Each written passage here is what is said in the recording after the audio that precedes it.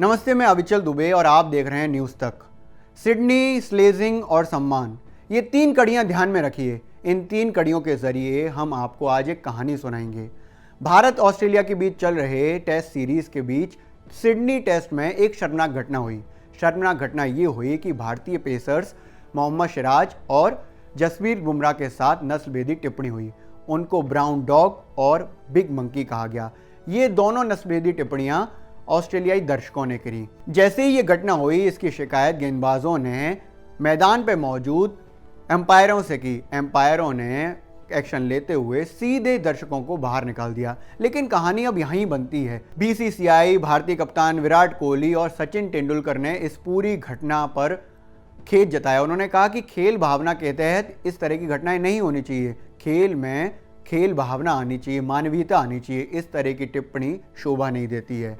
लेकिन आपको ये जान लेना ज़रूरी है कि भारत के साथ इस तरह की घटनाएं या स्लेजिंग की घटनाएं या नस्लभेदी टिप्पणियां ऑस्ट्रेलिया में ही क्यों होती हैं। इसके लिए हम आपको थोड़ा सा बैकग्राउंड में ले जाएंगे। ये कहानी 13 साल पुरानी है, इसी जनवरी महीने की, और मैदान था इसी सिडनी का। भारत ऑस्ट्रेलिया के बीच सीरीज का दूसरा मैच तीसरे दिन में था। पहला मैच हार चुकी टीम इंडिया मैच बचाने में लगी थी। भारत की तरफ से मैदान पर सचिन तेंदुलकर और हरभजन सिंह जुटे थे, लगातार कोशिश कर रहे थे कैसे भी मैच बचाया जा सके। दूसरी तरफ बॉलिंग कर रहे ऑस्ट्रेलियाई खिलाड़ी एंड्रू साइमंड्स लगातार हरभजन सिंह को उकसा रहे थे, बड़े शॉट्स खेलने के लिए उकसा रहे थे। पहले तो हरभजन सिंह शांत रहे, उन्होंने डटकर इन सब चीज़ों का सामना किया, लेकिन बाद में उन्होंने रिएक्ट करना शुरू कर दिया।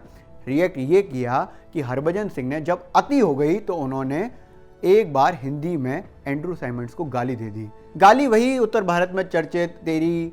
इसी तरह की गाली हरभजन सिंह ने एंड्रू साइमंड्स को दी। लेकिन साइमंड्स को लगा कि उन्होंने तेरी की जगह उनको मंकी कहा है, उनको बंदर कहा है। बस यही मामला बिगड़ गया, और बिगड़ा तो ऐसा बिगड़ा कि जिसका जिक्र क्रिकेट इतिहास में हमेशा किया जाएगा।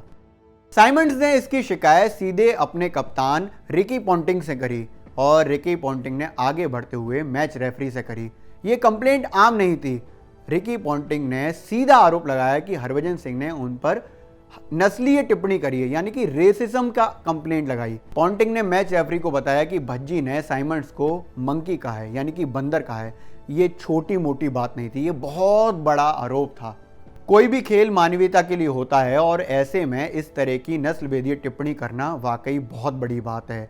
आईसीसी भी इस मामले को बहुत गंभीरता से लिखता है, और इस तरह के मामले 3 लेवल की कैटेगरी में आते हैं। 3 लेवल की कैटेगरी में आने का मतलब है कई सारे मैचों से बैन हो जाना। सिडनी में उस दिन का मैच खत्म हुआ और सीधे मैच रेफरी के सामने सुनवाई की प्रक्रिया शुरू हुई। लंबी प्रक्रिया के बाद फैसला दिया गया। 6 घंटे 7 घंटे प्रक्रिया के बाद ये बताया गया कि हरभजन सिंह इस पूरे मामले में दोषी हैं, और उन पर अगले 3 मैचों के लिए बैन लगा दिया गया। पूरे क्रिकेट जगत में खलबली मच गई, क्योंकि ये मामला वाकई बहुत बड़ा था। भारत में भी इस मामले को लेकर गंभीरता दिखाई जाने लगी। अगला चांस भारतीय कप्तान अनिल कुंबले के पास था। उन्होंने कैनबरा में होने वाले अगले मैच के लिए प्रैक्टिस में जाने से मना कर दिया, और ये मना छोटा मोटा मना नहीं था। उन्होंने साफ मना कर दिया कि जब तक इस मामले की गंभीरता से सुनवाई नहीं होती, इसकी जांच नहीं होती, भारतीय टीम ये मैच नहीं खेलेगी और दौरा बीच में छोड़कर वापस भारत आ जाएगी। मामले का हंगामा काटना अभी बाकी था। बीसीसीआई भी टीम इंडिया के साथ खड़ी हो गई। बताया जाने लगा कि चार्टेड प्लेन तैयार कर दिया गया है, और कभी भी टीम इंडिया को भारत वापस बुलाया जा सकता है। ऐसे में आईसीसी और ऑस्ट्रेलियाई क्रिकेट बोर्ड भी सकते में आ गया। टीम इंडिया ने भज्जी पर लगे आरोप को वापस करने को तो कहा ही, इसके अलावा मैच में खराब एम्पायरिंग और पार्शियलिटी का भी आरोप लगाया। इस पर भारत में विवाद तेज होने लग गया। अब मामला इतना बढ़ चुका था कि इसमें आईसीसी को आना ही पड़ा, और आना ऐसे पड़ा कि उन्होंने एक कमेटी बनाई जिसकी जांच जज जॉनसन को दी गई। जज जॉनसन न्यूजीलैंड से आते थे, और 29 जनवरी 2008 वो तारीख रही जिसमें कोर्ट में इस पूरे मामले का फैसला किया गया।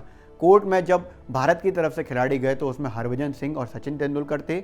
वहीं ऑस्ट्रेलिया की तरफ से एंड्रू साइमंड्स, रिकी पॉन्टिंग और माइकल क्लार्क थे। लंबी सुनवाई के तहत फैसला आया कि हरभजन सिंह इस पूरे मामले में निर्दोष हैं, उन पर सारे आरोप बेबुनियाद हैं, और बताया गया कि उन्होंने मंकी नहीं, हिंदी में गाली दी है। इस पूरे मामले को मंकी गेट के नाम से जाना जाता है। आज भी इसकी बात जब भी आती है तो लोग इसके बारे में ज़रूर जिक्र करते हैं, क्योंकि उस समय जो लोग मौजूद थे, चाहे वो मैदान पर हों या मैदान के बाहर हों, उन्होंने इस विवाद पर बहुत सारी बातें करी हैं। उस वक्त टीम के कप्तान अनिल कुंबले ने लिखा था कि भारतीय टीम हमेशा टीम भावना के साथ खेलती है। वहीं रिकी पॉन्टिंग ने कहा था, जो उस वक्त ऑस्ट्रेलिया के कप्तान थे, उन्होंने कहा था कि इस पूरे विवाद से उन पर बहुत फ़र्क पड़ा है। सारी चीज़ें लगभग उनके कंट्रोल में रहती थीं, लेकिन मंकी गेट कांड के बाद उनसे चीज़ें छूटने लग गईं। वहीं हरभजन सिंह ने अपनी बात बताते हुए कहा था कि मैं इस मामले को लेकर बहुत डर गया था। पूरा ऑस्ट्रेलिया मीडिया उनके पीछे लग गया था और उनको आरोपित कर रहा था। वहीं इसके उलट एंड्रू साइमंड्स ने हमेशा ये कहा कि इस पूरे मामले ने उनका करियर तबाह कर दिया। उनको उस मामले से हमेशा जोड़कर देखा जाएगा जिसमें उनकी गलती ना के बराबर रही। ये बात किसी से छुपी नहीं है कि ऑस्ट्रेलियाई जो खिलाड़ी हैं वो हमेशा स्लेजिंग करते हैं और स्लेजिंग की वजह से इस तरह के विवाद खड़े होते हैं। लेकिन स्लेजिंग के साथ वो ये भूल जाते हैं कि सामने वाले खिलाड़ी का भी सम्मान उतना ही है जितना वो अपना चाहते हैं।